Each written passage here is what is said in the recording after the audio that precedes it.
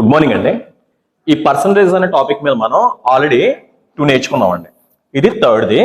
ఇక్కడ మనకి ఏంటంటే ఖచ్చితంగా మనకి డిఏలో ఉపయోగపడేలాగా ఈ టాపిక్ని మనం నేర్చుకుందాం. కాకపోతే గుర్తుపెట్టుకోండి, డిఏ ఎప్పుడు చేసినా సరే ఈ టాపిక్ చేసిన తర్వాతే మీరు ఒకసారి చూడండి. అప్పుడు డిఏలో మనకి ఆల్రెడీ తెలుసు కదండి, ఒక 2 సమ్స్ మాత్రం పర్సంటేజ్ సంబంధించిన క్వశ్చన్లు ఇస్తాడండి. అంటే మనకి ఒక 5 క్వశ్చన్స్ ఇస్తే 2 క్వశ్చన్లు దీనికి సంబంధించినవి ఉంటాయి. మీరు పర్సంటేజ్ క్వశ్చన్ ఎన్ని ఇచ్చినా సరే ఇప్పుడు నేను చెప్పిన 5 మోడల్స్ నుంచి సమ్స్ ఉంటాయి అన్నమాట అండి.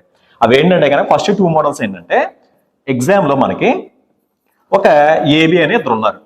ఉన్నప్పుడు ఇక్కడ ఏంటంటే కనుక వీడికి శాలరీ వచ్చి ఒక 5,000 అనుకుందాం, వీడి శాలరీ వచ్చి 10,000 అనుకుందాం. సో అయిపోయిన తర్వాత దీంట్లో ఫస్ట్ క్వశ్చన్ ఎలా ఉంటుందంటే, డిఏలో ఏ శాలరీ బి శాలరీలో ఎంత పర్సెంటేజ్ అని అడిగాడు. అప్పుడు మీరు ఏం కష్టపడక్కర్లేదు, సింపుల్ గా మీరు ఏం చేస్తారంటే ఏ శాలరీ బి శాలరీలో ఎంత పర్సెంటేజ్ అని అడిగాడు కాబట్టి ఇక్కడ మనం ఏం చేస్తాం, ఏ శాలరీ ఎంత అంటే 5,000 బై 10,000 ఇంటూ 100 వేసుకుంటే సరిపోతుంది. సో ఇలా చేస్తే దీని ఆన్సర్ మనం సాల్వ్ చేసేయచ్చు. తర్వాత ఇంకోటి ఏంటంటే రెండో సమ్ ఏం అడుగుతాడంటే రివర్స్ అడుగుతాడు. రివర్స్ అంటే అర్థం ఏంటంటే బి శాలరీ ఏ శాలరీలో ఎంత పర్సెంటేజ్ అని అడిగాడు. అప్పుడు మనం ఏం చేస్తాం, బి శాలరీ పైన తీసుకుంటాం న్యూమరేటర్ లో, ఏ వాల్యూ డినామినేటర్ లో తీసుకుంటాం. అంటే ఇక్కడ ఏమొస్తుంది 10,000 బై 5,000 ఇంటూ 100. సో ఇది మామూలు ప్రాసెస్ అండి. ఇది జస్ట్ మనం ఏం చేసాం ఇప్పుడు వరకు, జస్ట్ ఏ శాలరీ బి శాలరీలో ఎంత పర్సెంటేజ్ అంటేనేమో ఏ శాలరీ రాసుకున్నాం, బి శాలరీ రాసుకున్నాం, ఇంటూ 100 వేసాం. అది రివర్స్ అయితే కనుక న్యూమరేటర్ లో డినామినేటర్ ఈ రెండు ఇంటర్చేంజ్ అయ్యాయి. అంతే ఇక్కడ దాకా. సో ఈ 2 క్వశ్చన్లు అడుగుతాడు. సార్ తర్వాత ఏంటంటే కనుక దీన్ని ఇంకా షార్ట్ గా చేయొచ్చంటే కనుక చేయొచ్చండి. అది ఎలా చేయొచ్చంటే, మనం ఎప్పుడైనా మీకు ఎలాంటి సమ్స్ ఇచ్చాడు అనుకోండి, అంటే ఇక్కడ 5,000 10,000 ఇలా ఇచ్చినప్పుడు వేరే విధంగా ఎలా చేయొచ్చు అంటే, ఇప్పుడు మనకి ఇచ్చిన క్వశ్చన్ ఏంటంటే ఏ శాలరీ ఏమో 5,000, బి శాలరీ ఏమో 10,000 ఇచ్చాడు. ఇచ్చిన తర్వాత మనం అడిగిన ఫస్ట్ క్వశ్చన్ ఏంటి, ఏ బై బి ఇంటూ 100 అని అడిగాడు అని చెప్పాను. రెండో సమ్ ఏంటమ్మా, బి బై ఏ ఇంటూ 100 అని అడిగాడు. అంటే ఏ శాలరీ బి శాలరీలో ఎంత పర్సెంటేజ్, లేకపోతే బి శాలరీ ఏ శాలరీలో ఎంత పర్సెంటేజ్ అని అడిగాడు. ఇలాంటి సమ్స్ మనం ఎలా చేయొచ్చు అంటే, ఇక్కడ ఫస్ట్ ఇందాక మనం చేసినట్టు ఏంటంటే పెద్ద ప్రాసెస్ లో చేసాం కదా, ఇదంతా పెద్దగా చేసాం కదా, అలా అవసరం లేకుండా సింపుల్ గా ఎలా చేయొచ్చు అంటే, ఇక్కడ 5,000 10,000 ఉన్నాయి కదా అంటే ఫస్ట్ మీరు ఏం చేస్తారు, డైరెక్ట్ గా ఇక్కడ జీరోలన్నీ క్యాన్సిల్ చేస్తే ఇక్కడ చూడండి 3 జీరోస్ ఉన్నాయి, అక్కడ కూడా 3 జీరోస్ ఉన్నాయి.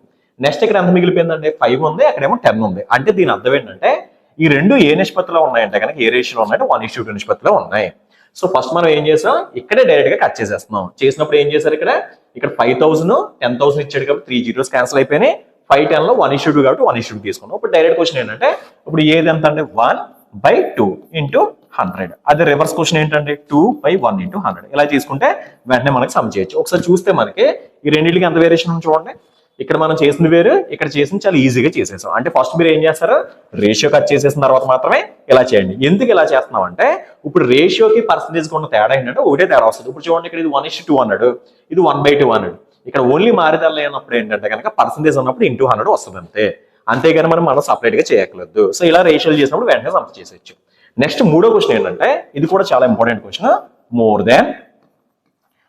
నెక్స్ట్ క్వశ్చన్ ఏంటంటే లెస్ దాన్. మోర్ దాన్ ఒకటి, లెస్ దాన్ ఒకటి. ఇలాంటి సమ్స్ చేసినప్పుడు ఏం చేస్తారంటే కనుక ఈ 2 క్వశ్చన్లు చాలా ఇంపార్టెంట్. ఇది థర్డ్ క్వశ్చన్, ఇదేం మనకి 4th క్వశ్చన్. ఇప్పుడు సేమ్ ఇది కూడా ఏంటంటే కనుక ఇందాకలాగా మనం తీసుకుందాం. సో ఫస్ట్ మనకి ఏమి ఇచ్చాడు, అక్కడ ఏ వాల్యూ ఏమో 5,000, బి వాల్యూ ఏమో 10,000. సో ఆల్రెడీ క్లారిటీ ఉంది కదండి, 1 2 కింద తీసుకుందాం. ఇది ఇప్పుడు మనకి ప్రాసెస్ నేర్చుకుందాం, ఆ తర్వాత షార్ట్ లో కూడా చేద్దాం. అదేంటంటే ఎప్పుడైనా మిమ్మల్ని మోర్ దెన్ క్వశ్చన్ అడిగాడు అనుకోండి, అప్పుడు ఎలా అడుగుతాడంటే బి శాలరీ ఏ శాలరీ కంటే ఎంత ఎక్కువ పర్సెంటేజ్ అని అడుగుతాడు. ఎంత ఎక్కువ, మోర్ దెన్ పర్సెంటేజ్ అని అడిగాడు. రెండవ క్వశ్చన్ ఏంటి, ఏ శాలరీ బి శాలరీలో ఎంత తక్కువ పర్సెంటేజ్ అని అడుగుతాడు. ఇలా ఎప్పుడు సమ్స్ ఇచ్చిన మీరు చేయవలసిన ఫస్ట్ పని ఏంటంటే, ముందు పెద్ద వాల్యూలోంచి చిన్న వాల్యూ తీసేస్తాం. నెక్స్ట్ ఏంటంటే కనుక ఇంటూ 100 కూడా కామన్ అండి. ఇక్కడ కూడా సేమ్ లెస్ దాన్ అడిగినప్పుడు కూడా మీకు 10,000 మైనస్ 5,000 వరకు ఓకే. నెక్స్ట్ మళ్ళీ ఏం చేస్తాం మనం, ఇక్కడ ఇంటూ 100 కామన్, ఎందుకంటే పర్సెంటేజ్ అన్నాడు కాబట్టి. ఇప్పుడు మనకి మెయిన్ ప్రాబ్లం ఏంటంటే ఈ డినామినేటర్ లో ఏ వాల్యూ వేయాలంటే ప్రాబ్లం. ఇక్కడ మనకి మోర్ దానికి లెస్ దానికి అన్నప్పుడు ఇక్కడ మనకి డినామినేటర్ లో వేయాలంటే ఇబ్బంది. అప్పుడు మీరు ఏం చేస్తారంటే మోర్ దాన్ అన్నప్పుడు డినామినేటర్ ఏం తీసుకోవాలి, లెస్ దాన్ అన్నప్పుడు డినామినేటర్ ఏం తీసుకోవాలంటే చాలా సింపుల్ అండి. ఎప్పుడైనా మనకి కంపేరింగ్ చేసినప్పుడు ఎగ్జామ్ లో ఇప్పుడు మనకి ఒక పర్సన్ కి 35 మార్క్స్ వచ్చినాయండి. సో ఈ మార్క్స్ బెటరా కాదంటే మనకి ఎలా తెలుస్తుంది అంటే, ఇప్పుడు ఈ 35 మార్క్స్ ఏదైతే ఉందో అది మనకి 20 మార్క్స్ తో కంపేర్ చేశారనుకోండి, ఇంకో పర్సన్ కి 20 మార్క్స్ వచ్చింది. అప్పుడు ఇది ఏంటిది, ఎక్కువ వచ్చిందని ఫీల్ అవుతారు. అలా కాకుండా 70 మార్క్స్ తో కంపేర్ చేశారనుకోండి ఇది తక్కువ వచ్చినట్టు ఫీల్ అవుతాం. అంటే దాని అర్థం ఏంటంటే కనుక మనం మోర్ కావాలంటే కనుక లెస్ తో కంపేర్ చేసినప్పుడు మోర్ ఉంటుంది కాబట్టి ఆపోజిట్ తీసుకోండి. అంటే దాని అర్థం ఏంటి, ఇక్కడ మోర్ దెన్ అనే పదం ఇచ్చాడంటే కనుక ఈ రెండిట్లో లెస్ వాల్యూ వచ్చి డినామినేటర్ లో వేసేయండి అంతే. ఇంక మీరు ఏం కష్టపడక్కర్లేదు. అదే విధంగా మనకి ఏంటంటే లెస్ దెన్ అన్నప్పుడు ఏం చేస్తారు, మోర్ వాల్యూ వేయండి. సో ఫస్ట్ మనం ఏం చేసాం, మోర్ దెన్ అడిగినా లెస్ దెన్ అడిగినా సరే ఫస్ట్ మీరు చేయవలసింది ఏంటంటే పెద్ద వాల్యూలో చిన్న వాల్యూ తీసేయండి, ఆ తర్వాత ఇంటూ 100 వేయండి. ఇక్కడ కూడా సేమ్ అంతే. కాకపోతే మోర్ దెన్ అన్నప్పుడేమో లెస్ వాల్యూ వేస్తారు, లెస్ దెన్ అడిగినప్పుడేమో మోర్ వాల్యూ వేస్తారు. సో అలా వేసుకుంటే కనుక సమ్ అయిపోయినట్టే. సో కొన్నిసార్లు డౌట్ ఏంటంటే మనకి ఇదే సమ్ మనకి పాపులేషన్ ఇచ్చాడు అనుకోండి. ఫర్ సపోజ్ మనకి 2024లో మనకు ఒక జనాభా ఇచ్చాడు, అది ఎంత అంటే కనుక 50,000 అని చెప్పాడు. అదే మనకి 2025లో జనాభా వచ్చి మనకి 60,000 ఇచ్చాడు. ఇప్పుడు క్వశ్చన్ ఎలా అడుగుతాడంటే 2025లో పాపులేషన్ 2024తో కంపేర్ చేస్తే ఎంత పర్సెంటేజ్ ఇంక్రీజ్ అయిందని అడిగాడు. అంటే మీకు తెలుసు కదా, మోర్ దెన్ అని ఇంక్రీజ్ అన్న ఒకటే కాబట్టి ఎంత ఇంక్రీజ్ అయింది మనకి ఇక్కడ 10,000 అయింది. సో ఎంత కంపేర్ చేసినప్పుడు 50,000 కంపేర్ చేసినప్పుడు, ఎందుకంటే పెరిగింది అదే కదండి. సో ఇంటూ 100 వేసుకుంటే సరిపోతుంది అంతే. సో అంటే దాని అర్థం ఏంటి, మీకు మోర్ దెన్ అన్నా ఇంక్రీజ్ అన్నా ఒకటే, లెస్ దెన్ అన్నా డిక్రీజ్ అన్నా ఒకటే. సో దీంట్లో మనం నేర్చుకుందని చెప్పండి, ఇక్కడ ఫస్ట్ మోర్ దెన్ అన్న లెస్ దెన్ అడిగినా సరే పెద్ద వాల్యూ నుంచి చిన్న వాల్యూ తీసేయండి, ఇంటూ 100 వేయండి. డినామినేటర్ లో మాత్రం మోర్ దెన్ అన్నప్పుడేమో లెస్ వాల్యూ వేయాలి, లెస్ దెన్ అన్నప్పుడేమో మోర్ వాల్యూ అయితే సరిపోతుంది. ఇప్పుడు మనకి ఏంటంటే ఇదే సమ్ని ఇంకా ఈజీగా ఎలా చేయొచ్చు నేర్చుకుందాం. అదేంటంటే కనుక ఇప్పుడు మనం మోర్ దెన్ సమ్ చెప్పాడు కదండి, ఇప్పుడు ఆల్రెడీ డిస్కస్ చేసాం కదా. ఏం చేసాం మనం, ఇక్కడ మనకి రేషియోలో క్వశ్చన్ మార్చమని చెప్పాను కదా, అదే చేద్దాం. సో ఇక్కడ మనకి ఇచ్చిన వాల్యూస్ ఎంత అండి, ఒకటి 5,000 ఒకటి, రెండో 10,000 ఇచ్చాడు కదండి. సో ఇక్కడ మనకి ఏ వాల్యూనేమో 5,000 చెప్పాడు, తర్వాత బి వాల్యూ వచ్చేమో 10,000 చెప్పాడు. ఆల్రెడీ క్లారిటీ ఉంది కదా మనకి, ఏంటిది ఇది 1:2 నిష్పత్తిలో ఉందని దానికి క్లారిటీ వచ్చింది. ఇప్పుడు ఇదే సమ్ మిమ్మల్ని అడిగినప్పుడు ఇంకా 50,000 అదే 10,000 - 5 ఏమీ ఎక్కలేదు, ఇక్కడ చూసుకోండి వాల్యూస్. ఇక్కడ మోర్ దెన్ అన్నాడు కదా, 1:2 అన్నాడు కాబట్టి 2 ఎక్కువ కాబట్టి ఫస్ట్ ఏం చేస్తారు, మోర్ దెన్ అన్నప్పుడు 2 - 1 బై ఏమేమి చెప్పాను, మోర్ దెన్ అన్నప్పుడు ఏమని చెప్పని చెప్పాను, లెస్ వాల్యూ వేసుకోండి, ఇంటూ 100 అంతే అయిపోయింది సమ్. తర్వాత అదే లెస్ దెన్ అన్నప్పుడు ఏం చేయాలి, మళ్ళీ అగైన్ 2 - 1 బై ఇక్కడ ఏంటి లెస్ దెన్ అన్నప్పుడు మోర్ వాల్యూ వేయాలి కాబట్టి 2 × 100 వేసుకుంటే సరిపోతుంది. సో ఈ క్యాలిక్యులేషన్ అంతా ఈజీ. చూడండి ఈ రెండు సమ్స్కి ఎంత తేడా ఉందో క్యాలిక్యులేషన్ కి. సో ఫస్ట్ ఎప్పుడైనా సరే మీకు ఎలా ఇచ్చినప్పుడు రేషియోలో కట్ చేసుకున్న తర్వాత మాత్రమే ఆన్సర్ చేయండి, చాలా ఈజీగా అవుతుంది. మీకు ఆల్రెడీ మీకు ఈ పర్సంటేజ్ లో నేర్చుకున్నాం, ఏంటంటే పర్సంటేజ్ వాల్యూస్ నేర్పించాను, అవి కూడా నేర్చుకోండి, ఇంకా స్పీడ్గా అయితే చేసేయచ్చు. కొన్నిసార్లు అంటే కట్ అవ్వకపోతే కనుక అది మామూలుగా ఈజీగా చేయొచ్చు. నెక్స్ట్ సమ్స్ ఏంటంటే more than ORR less than అని ఒక పదం ఇస్తున్నాడు. ఇది ఆ కొత్త క్వశ్చన్ లో మనం కన్ఫ్యూజ్ అయిపోతున్నాం. ఎలాగంటే ఈ క్వశ్చన్ ఎలా ఇస్తారంటే, ఇప్పుడు మనం 4 క్వశ్చన్లు నేర్చుకున్నాం. ఫస్ట్ క్వశ్చన్ ఏంటి, a/b × 100, రెండోది b/a × 100, more than less than. ఇదే మనకి 5వ క్వశ్చన్ లో ఎలా ఇస్తా ఉంటాడంటే కనుక more than or less than అనే పదాలు ఉపయోగిస్తాడు. అంటే ఎలాగంటే ఇన్ కేసు ఇప్పుడు మనకి ఒక ఏబీసీ అనే 3 పర్సన్స్ ఉన్నారండి.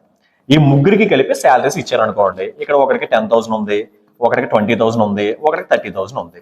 ఈ ముగ్గురికి కలిపి శాలరీ ఎంత మనకి 60,000 ఇచ్చిన తర్వాత నెక్స్ట్ ఏమి ఇస్తాడంటే is how much more than or less than percentage అని పదం ఇచ్చాడు.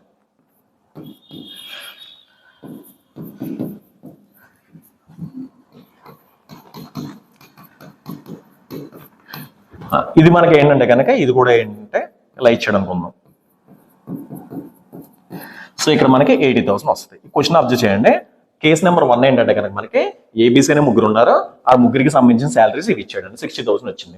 అదే విధంగా is how much percentage more than or less than DF అని చెప్పాడు. అప్పుడు ఎప్పుడు ఏం చేస్తారంటే కనుక ఇలాంటి సమ్స్ ఇచ్చినప్పుడు ఈ సమ్లో ప్రాబ్లం ఏంటి మనకి ఇందాకైతే మనకు క్లారిటీ ఉంటుందండి. ఆ క్లారిటీ ఏంటంటే కనుక ఏది లెస్ ఏది మోర్ ఇవన్నీ క్లారిటీ ఉంటుంది కాబట్టి మీరు ఏం చేస్తారంటే కనుక ఇలాంటి సమ్స్ ఇచ్చినప్పుడు ఏం చేయాలంటే కనుక ఇక్కడ చూడండి ఒకసారి మనం చదివేటప్పుడు ఎలా చదువుతామంటే 60,000 ఈజ్ మోర్ దాన్ 80,000. అది తప్పే కదండి, ఎందుకంటే కనుక 60,000 లెస్ కాబట్టి. అప్పుడు మీరు కాన్సెప్ట్ ఎక్కడికి వెళ్ళాలంటే 60,000 ఈజ్ లెస్ దాన్ 80,000 అంటే ఇది కరెక్ట్. అంటే ఇప్పుడు మనం ఏం చేస్తామంటే కనుక లెస్ దాన్ కాన్సెప్ట్ లో ఏమైతే నేర్చుకున్నామో అదే ఇక్కడ ఫాలో అయిపోతాం అంతే. సో సింపుల్ గా మీరు ఏం చేయాలి, ఫస్ట్ ఈ వాల్యూస్ కనిపెట్టండి, ఆ వాల్యూస్ కనిపెట్టండి, ఇది మోర్ లెస్ చూసుకుంటాం. లెస్ దాన్ కాన్సెప్ట్ ఏంటో ఆల్రెడీ మనకు తెలుసు కదండి. ఇప్పుడు ఇందాక చెప్పాను కదా, 0 జీరోస్ అని క్యాన్సిల్ అయిపోతాయి. ఇక్కడ ఉంది ఎంత 6 ఉంది, అక్కడేమో 8 ఉంది. సో ఆన్సర్ ఎంత అంటే 3:4. ఆ 3:4 అన్నప్పుడు మనకి ఏమి ఇచ్చాడు, లెస్ దాన్ ఇచ్చాడు కదా. లెస్ దాన్ అంటే అర్థం ఏంటి 1/4 × 100. ఆల్రెడీ మనకు 1/4 వాల్యూ తెలుసు కదండి. ఆన్సర్ ఎంత 25% అయిపోయింది. అదే విధంగా ఏంటంటే క్వశ్చన్ రివర్స్ లో అడిగాడు అనుకోండి. ఇప్పుడు ఈ 3 యాడ్ చేసినప్పుడు వచ్చిన ఆన్సర్ ఎంత అంటే 1,20,000 వచ్చింది అనుకుందాం. సో ఇక్కడ మనకి ఏంటంటే సేమ్ ఇదే క్వశ్చన్ ఇచ్చాడు. ఏది మోర్ దాన్ ఆర్ లెస్ దాన్. ఈ క్వశ్చన్ ఇచ్చి ఆ పక్కన ఎంత ఇచ్చాడంటే 80,000 ఇచ్చాడు. సో 80,000 అని ఇచ్చినప్పుడు ఈ సమ్మను మనం ఎలా చేస్తామంటే కనుక సేమ్ ఇంతే, ముందర 0 జీరోస్ క్యాన్సిల్ చేసేయండి. ఈ 12లోనే 8లోనే ఏ టేబుల్ పోతుంది మనకి 4 టేబుల్ పోతుంది కాబట్టి 3:2. కాకపోతే ఇక్కడ ఏంటంటే 1,20,000 ఈజ్ మోర్ దాన్ 80,000 కాబట్టి మోర్ దాన్ కాన్సెప్ట్ కి వెళ్ళాలి. అంటే దాని అర్థం ఏంటి, 3 ఉంది 2 ఉంది కదా, ఎంత డిఫరెన్స్ 1 బై మోర్ దాన్ అన్నాడు కాబట్టి లెస్ దాన్ ఇంటూ 100 వేస్తాం. సో ఆన్సర్ ఎంత అండి, ఇక్కడ మనకి ఎంత వచ్చింది, ఇక్కడ 1 వచ్చింది, 1/2 వాల్యూ ఎంత 50% అయిపోయింది. అంటే మోర్ దాన్ లెస్ దాన్ ఇచ్చినప్పుడు ఏం చేయవలసిన పని ఏంటంటే కనుక మనకి కొత్తగా సమ్మను మనం ఇబ్బంది పడక్కర్లేదు. ఫస్ట్ మీరు ఏంటంటే ఏది ఎక్కువ ఏది తక్కువ చూసుకుంటే సరిపోద్ది. సో చూసుకున్నప్పుడు మనం ఏంటంటే ఈజీగా సమ్ చేసి ఇచ్చండి. సో ఒకసారి మళ్ళీ ఇలాంటి సమ్స్ ఎక్స్ప్లెయిన్ చేస్తాను చూడండి. ఇప్పుడు ఎగ్జామ్ లో ఒక పర్సన్ ఉన్నాడు, ఏ అనే ఒక పర్సన్ ఉన్నాడు. వీడు జనవరిలోను ఫిబ్రవరిలోను మార్చిలోను ఎగ్జామ్స్ రాశాడు. ఆ రాసినప్పుడు వాడికి వచ్చిన మార్కులు ఎంత అంటే కనుక ఇన్ని మార్క్స్ వచ్చినాయి అని చెప్పాడు. Is how much percentage more than or less than B అనే పర్సన్ కి సేమ్ అవే దాంట్లో ఒక దాంట్లో 60, ఒక దాంట్లో 40, ఒక దాంట్లో 50 మార్క్స్ వచ్చినాయని చెప్పాడు. ఇప్పుడు మళ్ళీ ఏమి అడిగాడంటే సేమ్ ఇదే క్వశ్చన్ అడిగాడు అనుకోండి. అప్పుడు మీరు ఏం చేస్తారు, ఫస్ట్ ఇవన్నీ యాడ్ చేసేసుకోండి. సో ఎంత వచ్చింది, ఇక్కడ మనకి 100 వచ్చింది. ఆ 3 యాడ్ చేస్తే వచ్చిన ఆన్సర్ ఎంత అంటే 150 వచ్చింది. సో ఇక్కడ మనం ఇందాక నేర్చుకున్నట్టుగా ఏంటంటే ఇప్పుడు 100 ఈజ్ మోర్ దాన్ 150 అని చెప్పలేం కాబట్టి 100 ఈజ్ లెస్ దాన్ 150 కాబట్టి అప్పుడు మీరు ఏం చేస్తారు, 100 ఇవన్నీ చేయలేకుండా సింపుల్ గా రేషియో కట్ చేసేయండి 2:3. సేమ్ మళ్ళీ లెస్ దాన్ అన్నాడు కదండి, అంటే అర్థం ఏంటి 1/3 ఇంటూ 100. ఇక్కడ 1/3 వచ్చినట్టు ఆపచ్చు మనం, ఎందుకంటే 1/3 వాల్యూ ఎంత 33, 1/3%. ఇప్పుడు మీరు ఏంటంటే కనుక పర్సంటేజ్ లో 1, 2, 3 వీడియోస్ ఉన్నాయి కదండి, అవి చూడండి. మొత్తం చూసిన తర్వాత మీకు డిఏ అనేది నెక్స్ట్ క్లాస్ లో చెప్తాను. అది చెప్పినప్పుడు చాలా ఈజీగా ఉంటుందండి. కాకపోతే మన యూట్యూబ్ లో ముందర ఏంటంటే పర్సంటేజ్ ఆ స్పీడ్ మ్యాథ్స్ చూసిన తర్వాత మాత్రమే ఈ డిఏలు అన్ని మీకు చాలా ఈజీగా ఉంటాయండి. Okay, thank you.